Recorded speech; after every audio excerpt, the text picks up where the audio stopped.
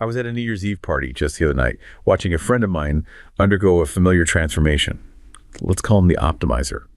As the countdown approached, he wasn't just holding a glass of champagne. He was clutching this pristine leather-bound notebook with an intensity that was almost alarming. He started rattling off his list. He wasn't just going to join a gym. No, he was training for a triathlon. He was going to learn Italian, quit sugar, and wake up at 4 a.m. every single day. His face was flushed with this manic certainty. He spoke about January 1st, not as a date on a calendar, but as a magical portal.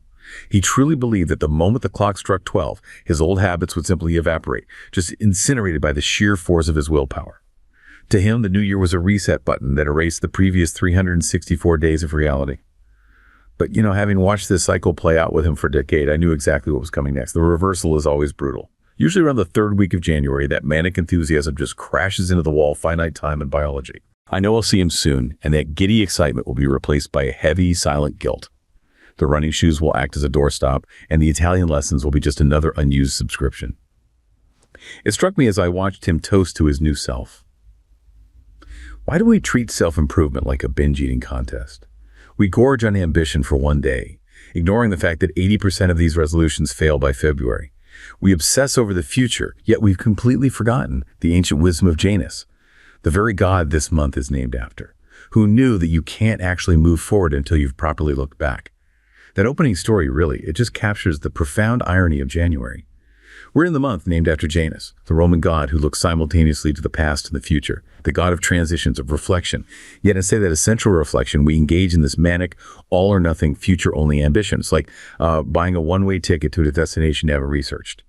So that's really our mission for this deep dive. We need to understand the structural failures of this whole resolution cycle. Why is it so incredibly predictable? We'll explore the external forces and industries that profit from this short-term drive. And most importantly, we will look at how we can implement practical, continuous improvement systems, these models of sustainable change, to help us reclaim control over our attention and long-term goals.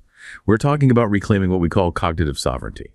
And it is a critical mission because, relying solely on willpower in January it's a losing game.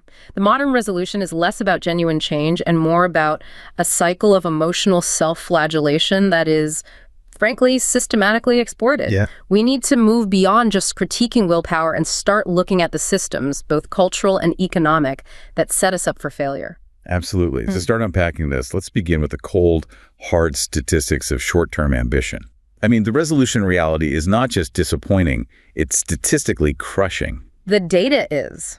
It's stark, and it confirms the predictability you just described in your friend's cycle.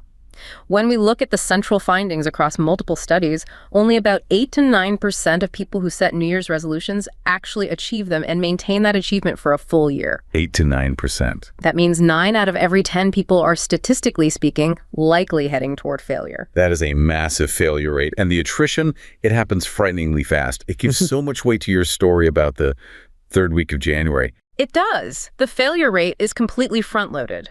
Upwards of 80% of resolutions fail by the first week of February. That moment of truth, the crash, it peaks precisely around the third week of January, when the initial motivation wears off and, real life hits back. Right. That's the aspirational idea of the new self just collides with the reality of old habits. Exactly. And we can track this decline precisely. One well-regarded longitudinal study tracked resolution makers and found that 55% of them didn't keep their commitment for an entire year. And here's the crucial point. 11% failed in less than a month. Wow, less than a month. That instantaneous psychological setback for a massive portion of the population is alarming, especially when you consider the emotional cost attached to it. Let's focus on that emotional cost for a second, because you aren't just failing to meet a goal. You're often setting yourself up for serious psychological damage that can last long after that gym membership expires. That is the core harm of the all-or-nothing approach that January 1st encourages. We set these enormous, often perfectionistic standards, driven by the belief that transformation has to happen overnight. The second that inevitable setback occurs, you miss one workout, you eat one piece of cake, the intense disappointment just amplifies self-doubt. You immediately revert to self-criticism. So instead of a productive course correction, the self-talk just turns punishing. Exactly. You start seeing yourself as a failure who can't meet your own goals, which reinforces a negative self-image. This negative feedback loop is incredibly insidious, and studies consistently indicate that shame and self-criticism are some of the least effective motivators for sustained change. Right. When we berate ourselves for slipping up, we are draining our energy, we're reinforcing negative self-beliefs, and we're creating this internal narrative that says, "Why bother? You always fail." That narrative, more than anything, leads to abandoning the goal altogether. So the core psychological error here is what you call the one-time myth. The belief that true, deep-seated change happens instantly, on a schedule, like flipping a switch. The reality is that personal evolution is a gradual process. It demands multiple attempts, learning from failure, and adapting constantly. And the resolution model encourages us to treat that first failure as a total collapse. Instead of treating it as necessary data for the next attempt, we need to learn how to forgive the past self without excusing the future self. If the modern interpretation of the new year is so psychologically damaging and statistically ineffective, it raises the question, how did we get here? How did we evolve from Janus, the god of reflection, to the optimizer, the god of manic certainty? It's important to realize this is a tradition that's over 4,000 years old. It started with the Babylonians making promises to their gods during the New Year celebrations, typically around the spring equinox. But these weren't, individual vanity projects. They were profound commitments, often aimed at receiving favor and forgiveness, settling debts, or returning borrowed equipment. It was about moral and social reckoning, ensuring a fresh start with their community and their spiritual entities. So originally the new year was about accountability and order, not just personal desire. Precisely. The Romans later formalized this connection when Julius Caesar established January 1st as the start of the new year in 46 BC, directly honoring the god Janus. His dual faces looking to the past and the future symbolized reflection, gratitude, and closure, a prerequisite before embarking on new beginnings. You had to look back to settle your accounts, both moral and financial, before you looked forward. And we see that societal reflection continued well beyond the classical era. Yes. Think of traditions like Hogmanay in Scotland, which traditionally focused heavily on clearing all debts, tidying the house, and resolving disputes before the clock struck midnight. You put your house, your finances, and your relationships in order first. Similarly, in medieval Europe, knights and nobles would make these vows of chivalry at the start of the year. This was a blending of moral aspiration with societal codes of conduct, still anchored in a moral and community context. So when did that pivot happen? When did it become secular, individual, and aspirational? The big transformation really occurred with the Enlightenment era and the rise of secular individualism. Resolutions began to shift from religious or moral commitments to a more personal, relentless pursuit of self-reinvention, knowledge acquisition, and personal development. So it became less about appeasing God and more about perfecting the self. Exactly. And we see that secular self-driven shift reflected so clearly in modern goal categories. An Ipsos poll conducted around 2021 detailed the top popular goal categories, and they're overwhelmingly focused on measurable, transactional self-improvement that often requires consumption. What were the top categories that people were aiming for during that time? Well, the data shows a very clear focus. The top goal, cited by 55%, was working out or being more active. You can't achieve that without buying gear or a gym membership. Sure. Close behind were eating healthier at 47%, which means buying groceries or meal plans. Financial goals, like saving money or paying off debt, came in at 45%. Losing weight was 42%, and mental wellness rounded out the top 5 at 41%. These are all performance metrics that are so easily monetized by supporting industries. It's almost a checklist of what the consumer market can immediately provide a subscription for. And you noted that the impact of external crises, like the pandemic, also shifts what people prioritize. Profoundly so. Nearly 3/4 of those planning a resolution reported that the COVID-19 crisis affected what their resolution would be. The shift was away from purely aesthetic goals. Suddenly, 29% said the pandemic made them want to prioritize mental wellness more, and 27% focused more heavily on financial goals. The crisis forced people to shift aspirations away from optimization toward fundamental stability, mental and financial health. We stopped striving for perfection and started striving for security. That transition from ancient reflection to modern monetizable performance metrics is exactly what the industry is designed to exploit. And nothing captures the crash of that manic enthusiasm better than the concept of Blue Monday. Ah, Blue Monday. That term is ubiquitous now, isn't it? It's typically observed on the third Monday in January, and it's touted as the supposedly most depressing day of the year. It sounds like it must have come from some deep psychological research, maybe longitudinal data on mood tracking. You'd think so, but it did not. Its origins are purely commercial, which is a key insight. It was originally proposed by a former Cardiff University health psychologist, Cliff Arnall, in 2005. Okay. But it was commissioned and released as part of a press release for a UK travel company, Sky Travel.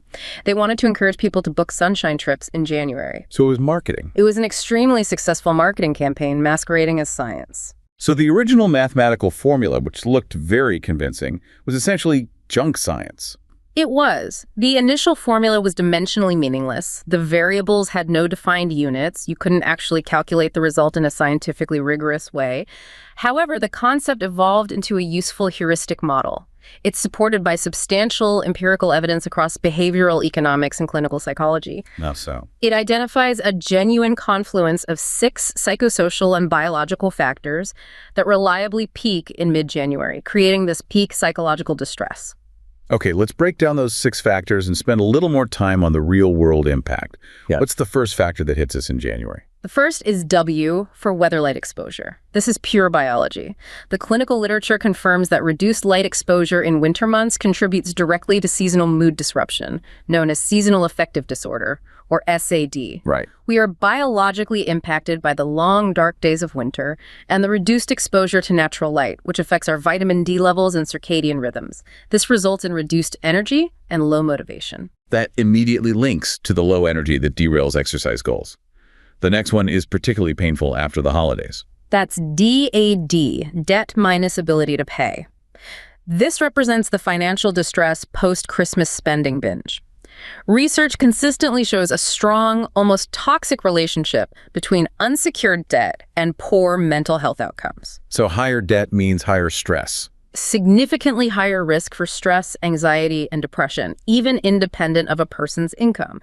And this isn't just theoretical. In the UK, there's a reported and well-tracked spike in people seeking professional debt advice, specifically in January. So the bills come due right when your motivation is at its lowest. Precisely. The festive splurge on credit cards catches up with people right when their motivation is already dipping. Then we have the psychological letdown after the party ends, the holiday hangover. That's T, time since Christmas.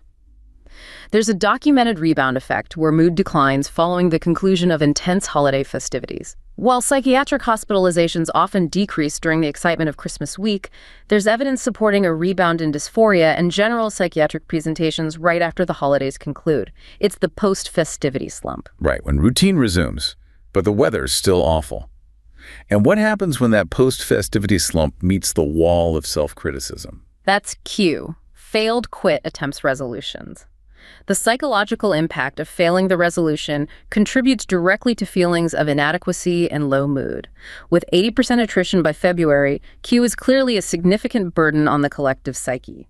This failure state feeds into that shame cycle we discussed earlier. The next factor, M, is about low energy. How is that different from the weather component? M stands for motivational levels. While weather, the W, impacts mood and biology, M represents the mechanistic loss of drive, specifically tied to seasonal and circadian disruption. Mechanistic evidence demonstrates that chronobiological disruptions, including reduced daylight, directly increase the risk for depressive symptoms and low motivational capacity. It links the winter cycle to reduced executive function and drive. And finally, NA, the internal distress from the gap between where we are and where we resolve to be. That is NA, need to take action. This is the distress caused by cognitive dissonance, that psychological discomfort from the gap between our desired goals, our grand resolutions, and our current behavior. Like failing to go to the gym or open the Italian textbook. Right. This discrepancy causes negative emotional effect.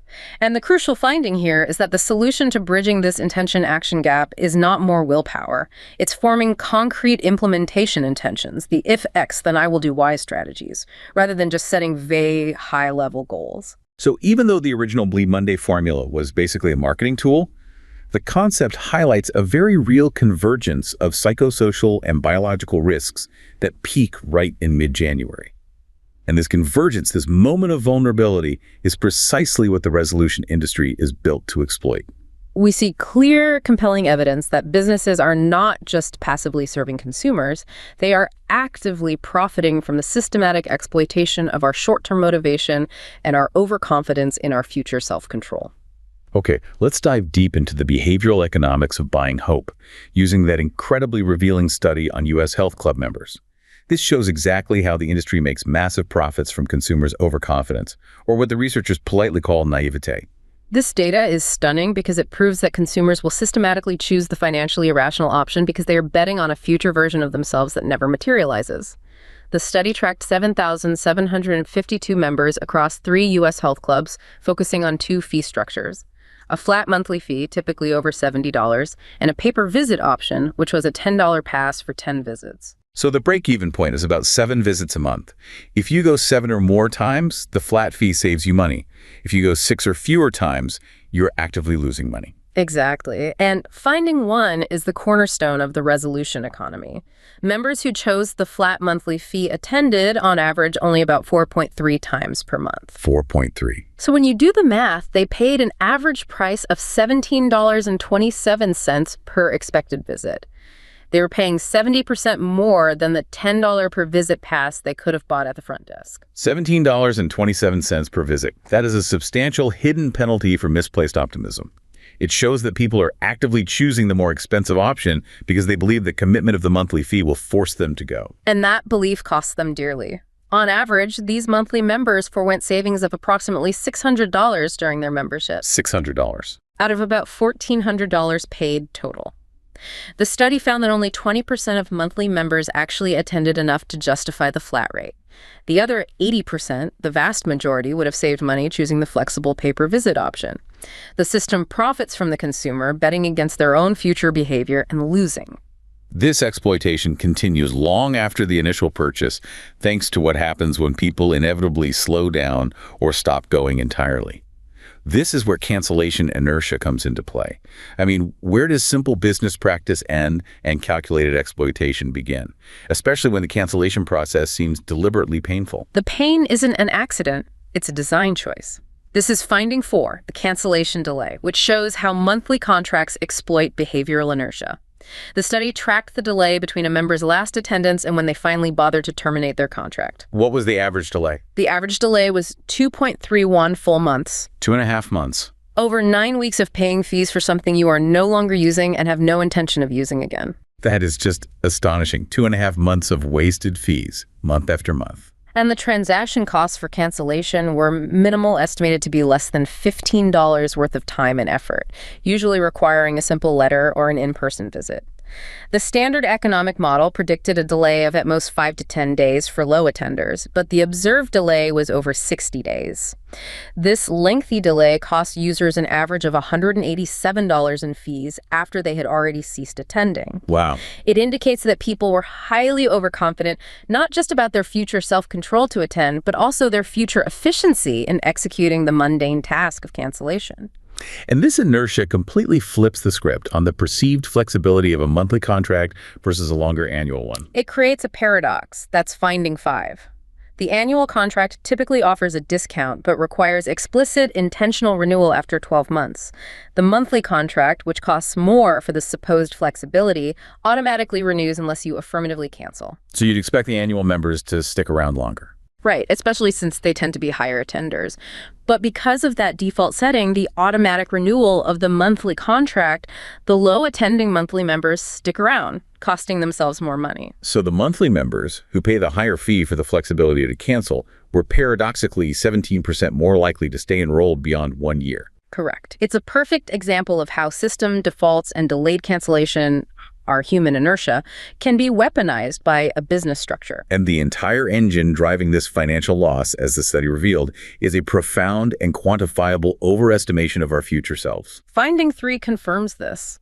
When surveyed, users forecasted 9.50 monthly visits, more than double their actual average attendance of 4.17 visits. More than double. If these users had realistic expectations, the vast majority would have logically preferred to pay per visit. The entire resolution industry profits by leveraging this systematic deviation from rational expectations and our collective annual surge of optimism. So we've seen that systems, physical structures, payment defaults, cancellation friction, can systematically profit off our overestimation of future self-control. But if the health club industry is exploiting our bank account, the digital world is exploiting something far more valuable and fundamental: our attention. This is where the struggle shifts to what you call cognitive sovereignty. This is the critical transition. We are moving from financial exploitation to cognitive erosion. When companies can systematically predict, exploit, and capture your attention, you start losing control over your own thinking processes. That is a powerful concept, cognitive sovereignty. Let's start by defining it clearly for everyone listening. Cognitive sovereignty is the fundamental right we have to maintain control over our own thinking processes, attention, and decision-making in our hyper-connected digital world. It is the autonomy over your thoughts, your focus, and your intention. And why is this fight so urgent now? It feels like something that should be a given. Because the environment has changed completely. The technologies that mediate our daily lives, our phones, our social feeds, are designed not just to inform us, but to capture attention and shape behavior, often without the user's conscious awareness or consent. Our ability to think independently forms the very foundation of our identity, our ability to set long-term goals, and our relationships. Protecting that is now as vital as protecting our physical safety. And we are fighting against systems specifically engineered to override intentional choices, systems built by some of the smartest engineers in the world. Right. What are the main methods they use to capture our attention? There are two main vectors. First, attention capture systems. These are the deliberate design features intended to maximize the time and continuous attention you devote to the platform, overriding your internal cues to stop. Give us some visceral examples that the listener will recognize immediately. Well, the most famous example is the infinite scroll. When content pages end, your brain provides a natural stopping point. Infinite scroll eliminates this boundary, making it easy to just keep going forever. Similarly, autoplay functions, especially for videos, continue content without requiring any action from you, exploiting that path of least resistance. And then there are the variable reward mechanisms. Slot machine effect. Exactly. This is where the platform doles out unpredictable reinforcement, like social media likes, comments, or new posts. Because the reward is intermittent and unpredictable, it creates powerful habit-forming checking loops.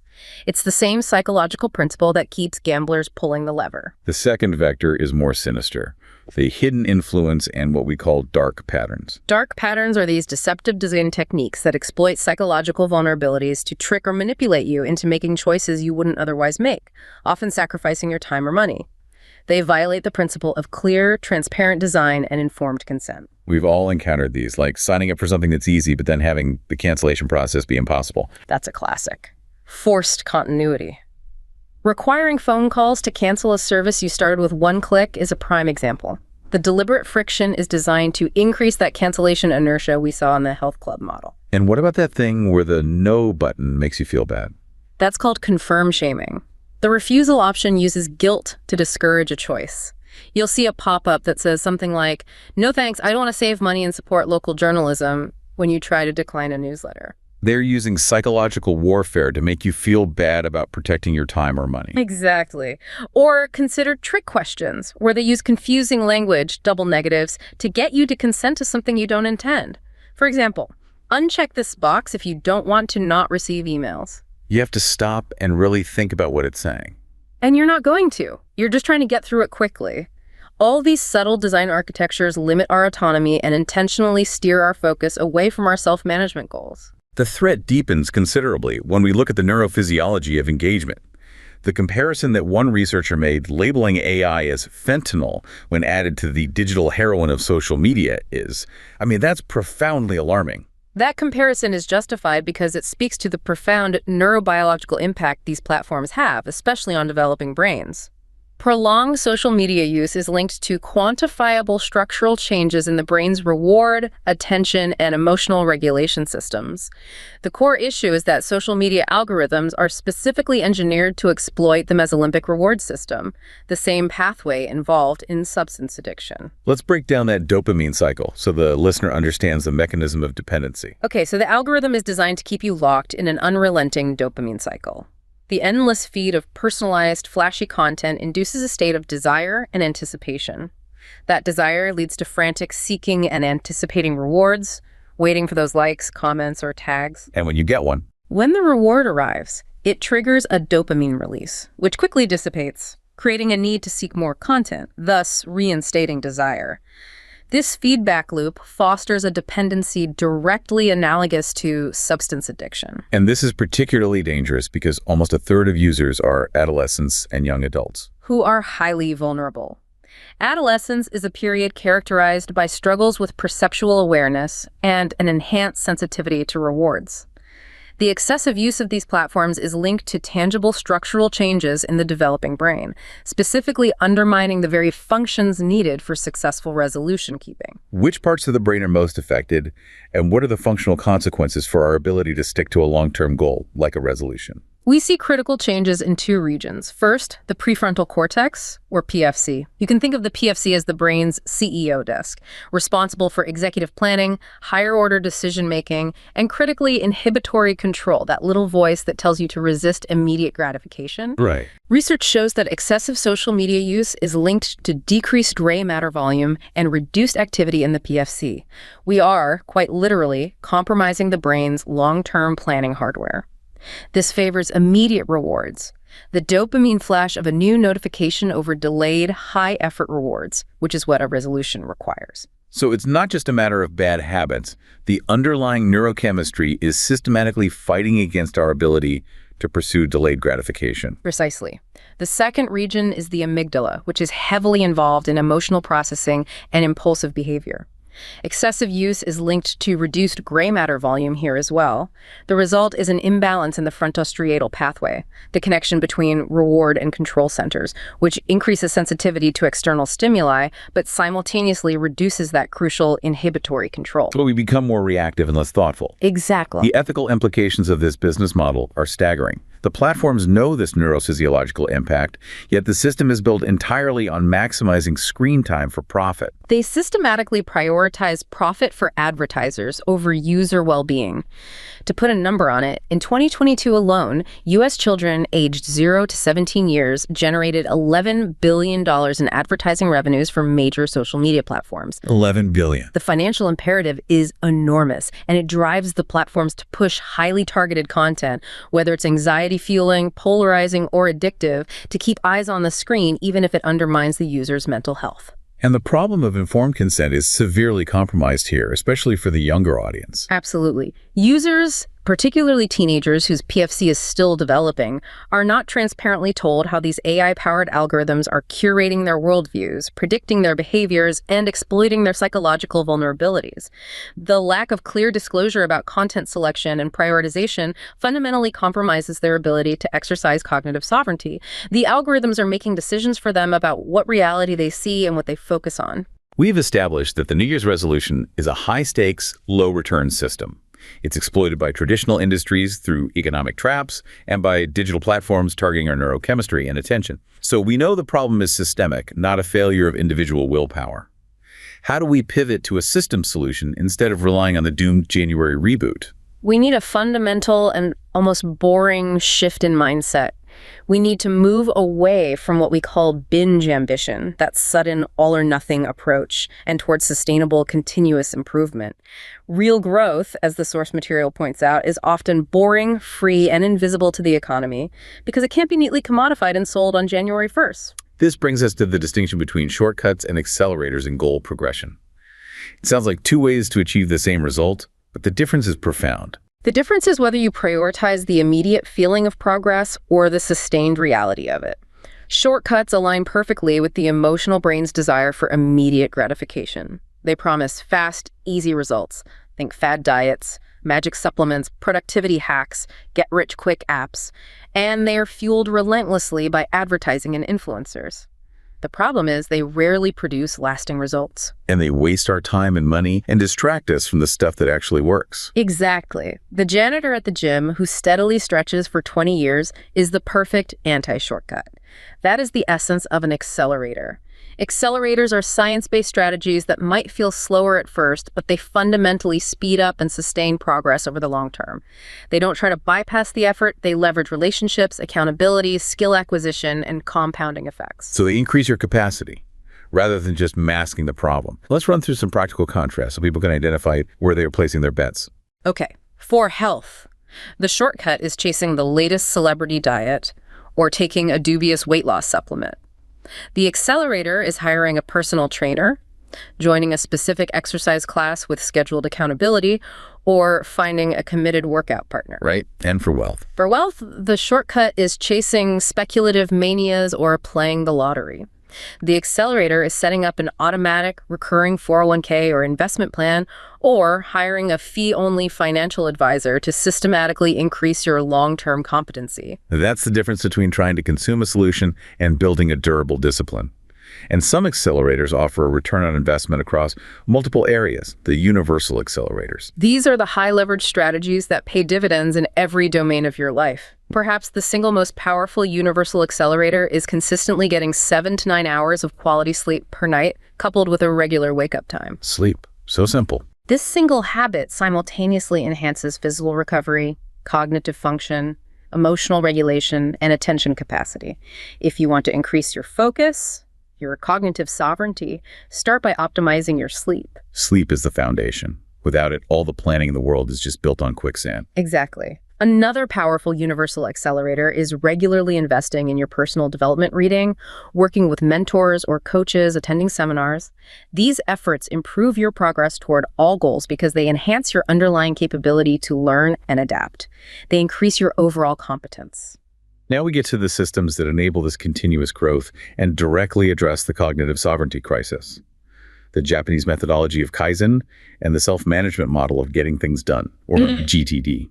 Kaizen is an excellent counterpoint to the January reboot. It's the Japanese methodology of taking constant, often tiny, non-threatening steps to improve.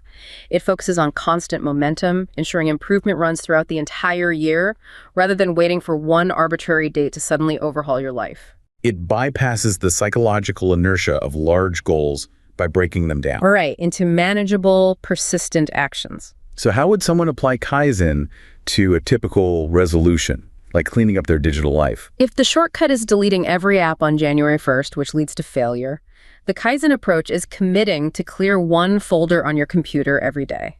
Or, if your goal is to write a novel, the Kaizen approach is writing one paragraph, not one chapter, before you open email. You keep the energy required low enough that you never feel resistance. Which allows the momentum to build continuously. And GTD provides the structure necessary to manage the chaos, the email, and the endless tasks that often derails those small, consistent Kaizen steps.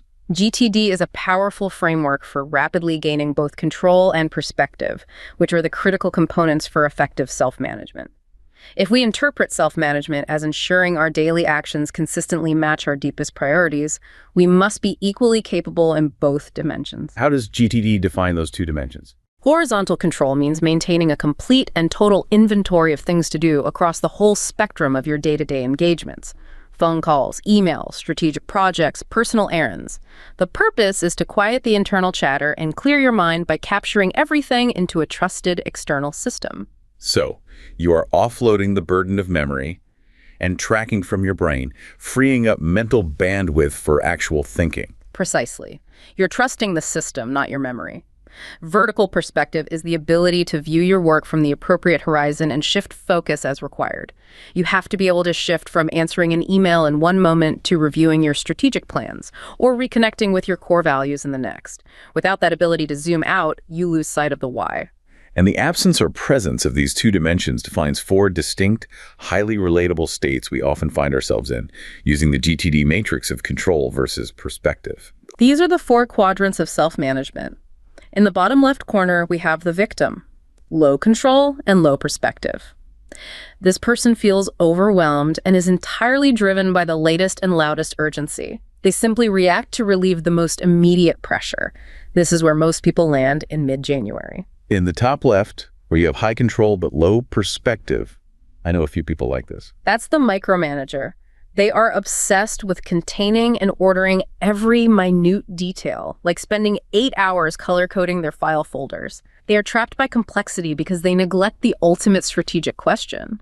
Is this detail even moving me toward my goal? And the bottom right, low control but high perspective. The idea person who never follows through. The crazy maker. They have fabulous visionary ideas, a new one every minute, but they are completely unable to execute them because they unrealistically overcommit their focus and resources. They have vision, but no structure. The goal, the sweet spot, is high control and high perspective. That's the master and commander. This person is steady, keeping their eye on the prize while having attention to critical detail. They are holding steady with a firm but flexible hand. The key isn't staying here forever. We all cycle through these quadrants. But GTD provides the models for rapidly gaining control and perspective to right the vessel and achieve that mastery state quickly. We can see this entire battle, the failure of willpower versus the power of systems, perfectly illustrated in the anecdote about the software engineer we mentioned, Elias. Elias perfectly captures the failure of the January reboot mentality. He was trying to reclaim his focus and productivity, so he tried to go cold turkey on all distractions and overhaul his entire cognitive operating system overnight. Which predictably quickly led to burnout and failure. Yes, because his brain was still wired for the dopamine loop of the scroll. The sudden silence of deep work felt painful compared to the variable rewards he was used to. His breakthrough came when he stopped trying to be the optimizer and adopted the Kaizen mindset. He used the GTD 2-minute rule, right? Specifically, if you can do a task in under 2 minutes, do it immediately. He stopped focusing on the overwhelming goal of getting organized and instead focused on the continuous, small action. Filing one document, writing one line of code, processing one email. He stopped trying to force the change through brute willpower and instead started the quiet, continuous work of reclaiming focus, brick by boring brick. It was a strategic shift from the shortcut mentality to the accelerator mentality. True cognitive sovereignty is less about the dramatic annual reboot that requires willpower you don't have, and much more about building a systemic firewall against digital and emotional distraction, using boring, continuous systems like Kaizen and GTD. He wasn't looking for a shortcut, he was building a competence. Exactly. So we've explored the cultural, psychological, and economic pressures that make the New Year's resolution a high-stakes, low-return endeavor. We saw how this cycle is often preying on our overconfidence, whether that's in the health club industry exploiting our predictive failures or in the attention economy exploiting our neurochemistry. And we noted that the fight for our cognitive sovereignty against attention hijacking algorithms and against our own inertia requires systemic, continuous methods like Kaizen and GTD. We can't rely on a sudden surge of willpower. We must rely on structure and intentional friction to protect our attention. The wisdom of Janus, looking both backward and forward, tells us that you cannot effectively start anew until you have accounted for the past, internalized your failures, and built reliable systems. The systems approach, the accelerator model, does exactly that by focusing on continuous momentum and flexibility rather than rigid deadlines and impossible standards. True autonomy cognitive sovereignty is less about the dramatic annual reboot and much more about the quiet daily reclamation of attention and intentionality.